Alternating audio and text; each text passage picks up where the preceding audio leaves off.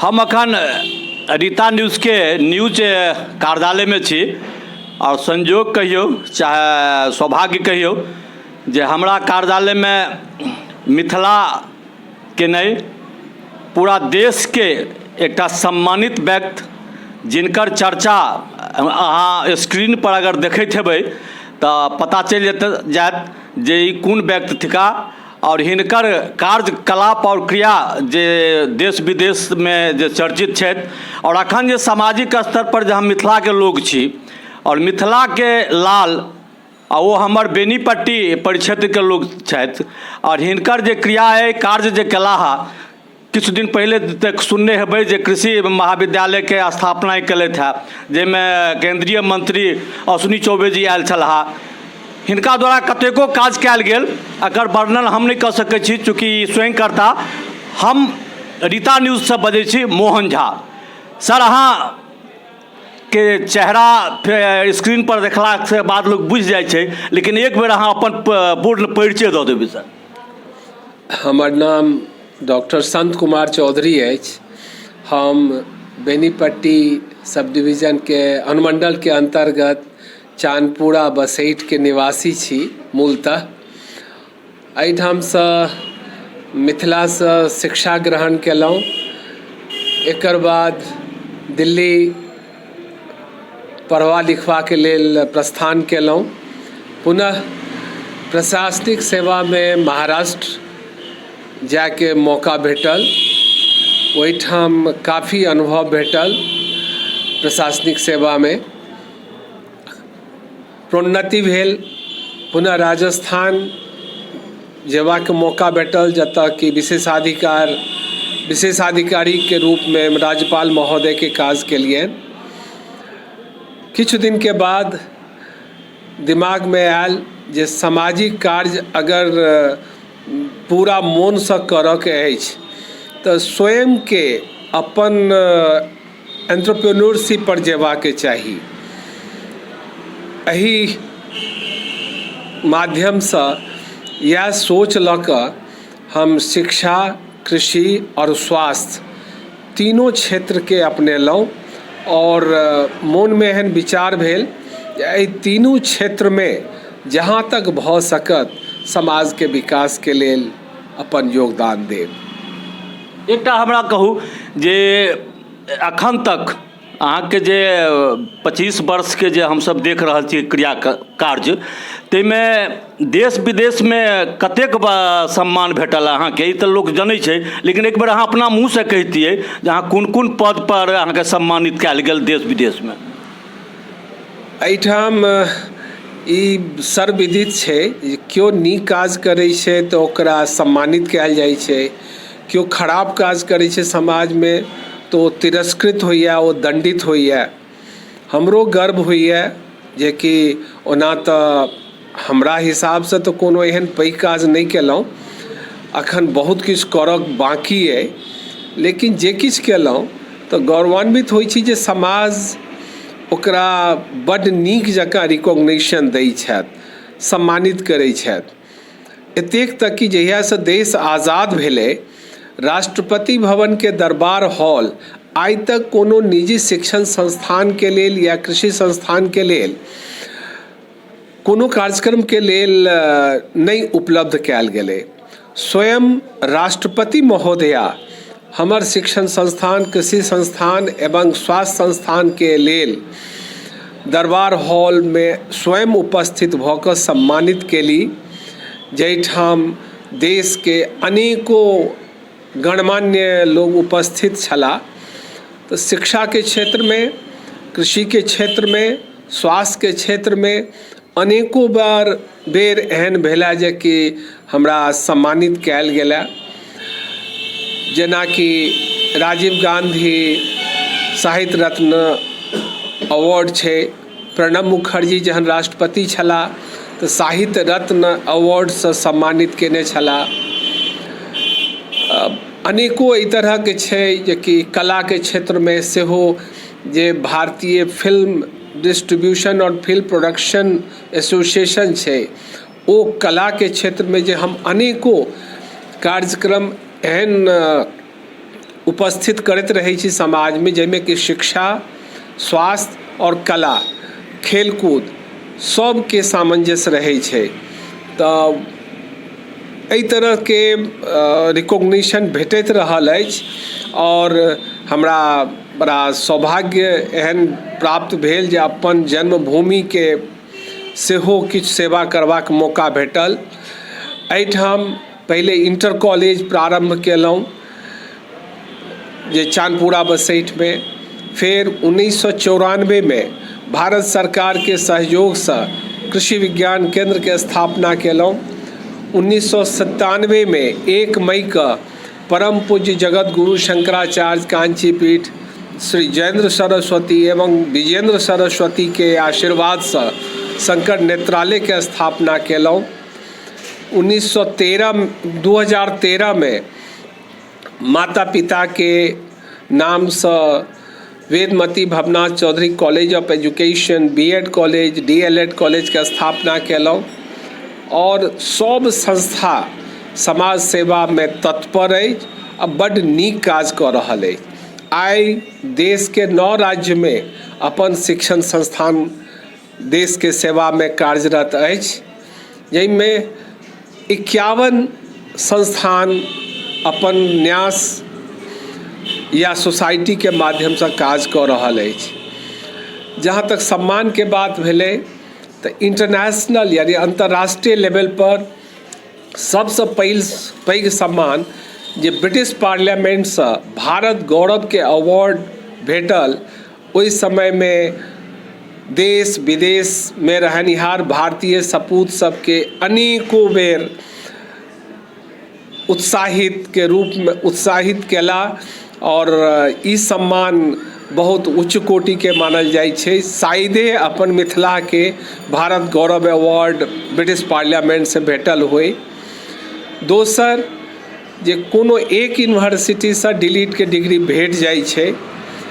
आइ तक European union जे 27 देश के समूह छै, आइ तक मात्र 6 आदमी के डिलीट के उपाधि यूरोपियन यूनियन यूनिवर्सिटी के तरफ से भेटल छै, जे एकटा डिलीट के उपाधि यूरोपियन यूनियन यूनिवर्सिटी से हमरो भेटबाक ई सौभाग्य प्राप्त भेल।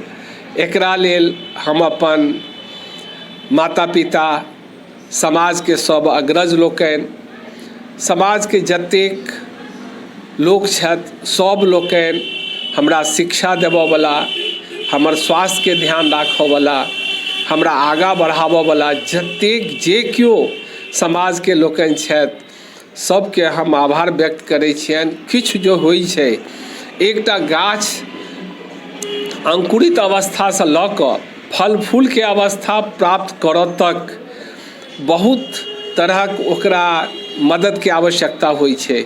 हमहूँ जे आइ जतऽ तक पहुँचलहुँ, ओहिमे समाज के पूरा परिवार के जतेक सहयोग हमरा भेटल, वएह हमरा लेल एकटा वरदान साबित भेल। कतौ हमरा कोनो तरहक अड़चन नहीं बुझऽ में आयल। नहीं तऽ एकटा बात देखै छी जे जहन अहाँ कोनो कार्यक्रम करै छियै तऽ कार्यक्रम में देखै छी जे देश के और राज्य के जतेक प्रतिष्ठित राजनीतिक वर्ग छथि या प्रशासनिक वर्ग छथि, ओ जखन अबै छथि आ हुनका सबसँ हमसब पूछै छियनि जे संत बाबू अगर अपनेके बजबै छथि तऽ अहाँ चलि अबै छियै, तऽ हुनका कहब रहै छनि जे ततेक मधुर भाषी लोक छथि, ततेक सम्मान लोकके करै छथिन, तऽ ई कतऽसँ अहाँके उत्पन्न भेल जतेक मधुर भाषीसँ सब पर अहाँके नजर रहै छै, एतेक पवित्र विचार? देखू, मिथिला हर समयसँ अतिथि देवो भव पर विश्वास करैत अछि। मिथिला के वाणी हर समय मधुर मानल गेलैए और ई एकटा पुरखासँ चलि आबि रहल छै। राष्ट्रपति भवन में तखन जे राष्ट्रपति छलीह प्रतिभा पाटिल जी, तऽ अपन संस्था के जहन कार्यक्रम भऽ रहल छल तऽ ओ अपन अभिभाषण में कहलखिन, मैथिली मतलब मधुर, मैथिली मतलब सबसे मधुर वाणी, मैथिली मतलब मधुरता के साथ साथ अमृत का प्रवेश। तो जहन देश के सर्वोच्च पद पर रह वाली हुनको बुझयमे अबै छनि जे मिथिलाके वाणी, मिथिलाके व्यवहार, मिथिलाके आदर, मिथिलाके सम्मान कतेक दोसर अतिथिके लेल होइ छै। तऽ हमहूँ तऽ मिथिलाके एकटा अंश छी, एही मिथिलासँ किछु सीखै छी। प्रयास रहैए जे अपन मिथिलाके जे कल्चर अइ, संस्कृति अइ, तकरा कायम राखी और ओकर फॉलो भेटै छै। जे अगर अहाँके जे सर अखन अहाँके कोनो नया योजना अइ कि नहि? अवश्य योजना अइ। अपने सब तऽ विश्वासे करै छियै कि परोपतापेन समृद्ध भावम, दोसरके लेल जे अपने सब किछु करै छियै ओहिमे हमरा सबसँ ज्यादा समृद्धि बुझाइए। अखन हमर देशके आज़ादीके 75 साल भऽ चुकल अछि। एहिबेर पूरा देशमे अमृत महोत्सवके रूपमे मनाबऽके प्रयास भऽ रहल छै। किछु ठाम बहुत बढ़ि चढ़ि कऽ होइ छै, किछु ठाम थोड़ बहुत होइ छै। अपन मिथिला जतऽ कि अतिथि सम्मानके लेल सर्वोपरि मानल जाइत अछि, पाछो पहिलो हम बहुत एहि तरहके आयोजन कऽ चुकल छी SK चौधरी एजुकेशनल ट्रस्टके माध्यमसँ। और अहू बेर 2022 में हम कृषि सह स्वास्थ्य अमृत महोत्सव 2022 के आयोजन करऽ जा रहल छी, जे 23, 24, 25, 26 मार्च 22 के हैत। और एहिमे विश्व के कम से कम तो 30-40 कंट्री के प्रतिनिधि हिस्सा लेता। देश के राजनीतिक, देश के प्रशासनिक सेवा के अधिकारी, देश के वैज्ञानिक, देश के कोनो फील्ड में काज करऽ वाला लोग, साधारण नागरिक, एहिठाम के जनता के प्रतिनिधि, सबसँ हम निवेदन करै छियनि जे कि ई जे अंतर्राष्ट्रीय लेवल के गोष्ठी हैत, किसान मेला हैत, सांस्कृतिक कार्यक्रम हैत, शैक्षणिक कार्यक्रम हैत, एहिमे अहाँ सब आदमी आबी और देखियौ जे कि अपन संस्था समाजके सेवाके लेल कऽ रहल अछि। दोसर, जहन कि कोनो समाजके आगाँ बढ़ेबाक प्रश्न अबै छै तऽ ओहिठाम शिक्षाके स्तर चाहे कोनो विषयमे होइ, चाहे वो साइंस टेक्नोलॉजी होइ, चाहे कृषि होइ, चाहे मेडिकल होइ, चाहे इंजीनियरिंग होइ, चाहे मैनेजमेंट होइ, कोनो कहल गेलैए education is the backbone of the society, यानी कि शिक्षा समाजके जननी होइ छै। तऽ समाजके अगर जननी छथिन तऽ हमरा शिक्षाके हर फील्डमे प्रसार करऽ पड़त। हमहूँ निर्णय लेलहुँ जे कि अपना मिथिलामे कृषि महाविद्यालय हुए, एक अंतर्राष्ट्रीय विश्वविद्यालय हुए, अंतर्राष्ट्रीय विश्वविद्यालय फॉर टेक्निकल एजुकेशन, जाहिमे कि आइ देखियौ 3 तरहक युग होइ छै। एकटा युग छलै मंत्र युग, जे छलै सतयुग, तकर बादे किछु दिन लए एलै तंत्र युग, आब छै जंत्र युग। जंत्र यानी कि टेक्नोलॉजी में विश्व में जे देश आगा छै वो बहुत आगा जा रहल छै, जे टेक्नोलॉजी में पाछा रहतै वो देश पिछड़ि जेतै। आइ अपनो सबके टेक्नोलॉजी में आगा जाय पड़त। देश काफ़ी उन्नति केलक है, लेकिन अखनो हमरा सबके बहुत आगा जेबाक अइ। एही उद्देश्यसँ हमहूँ सोचलहुँ जे अपन मिथिला में चाहे वो कृषि महाविद्यालय हुए, चाहे अंतर्राष्ट्रीय विश्वविद्यालय हुए, चाहे इंजीनियरिंग के हुए, चाहे मैनेजमेंट के हुए, एकर शिक्षण संस्थान ज़्यादा से ज़्यादा एहिठाम उपलब्ध करायल जाय, ताकि एहिठाम के बच्चा जे पलायन होइ छथि, जाहि पर कि खर्च सेहो ज़्यादा अबै छै। दोसर, खास कऽ के जे महिला छात्रा छथि तऽ छात्राके कतहु जेबामे जतेक असुविधा होइ छनि, ओ घरमे रहि कऽ अगर हुनका सबके शिक्षा भेटतनि तऽ ज़्यादा उपयोगी हेतनि, कम खर्च में लोग ज़्यादा लाभान्वित हेता। तऽ हमर आगे योजना यह अछि जे अगर भगवती माँ सीता के कृपा अहिना बनल रहने, हमर पूर्वज सबके कृपा बनल रहने, हमर समाज के कृपा बनल रहल, तऽ ज़्यादा से ज़्यादा शैक्षणिक संस्थान मिथिला में चला कऽ लोकके लाभान्वित करब। चलू, अहाँ सर रीता न्यूज़ के न्यूज़ कार्यालय में आबि कऽ एलहुँ, ताहि लेल हमर ई कार्यालय और हम अहाँके धन्यवाद दै छी। हमरा पास कोनो शब्द नहीं है जे कतेक बेर हम रीता न्यूज़सँ अनेको समाचार देखैत रहै छी। हमरा मोनमे छलै जतेक जल्दीसँ जल्दी एहि कार्यालयके आबी, देखी, और मोनसँ गदगद छी। हम मोहन जीके, हिनकर सहयोगी सबके मोनसँ पूरा बहुत बहुत धन्यवाद दै छियनि और हुनकर आभारो व्यक्त करै छियनि जे कि पत्रकारिता जे छै समाजके आगाँ लऽ जाबै, या हम शैक्षणिक क्षेत्रमे, कृषि क्षेत्रमे, स्वास्थ्य क्षेत्रमे जे किछु करै छी, ज़्यादासँ ज़्यादा लोकके लाभ तखने हेतै जहन पत्रकार लोकनि एकरा खूब नीक जकाँ प्रचार प्रसार करथिन।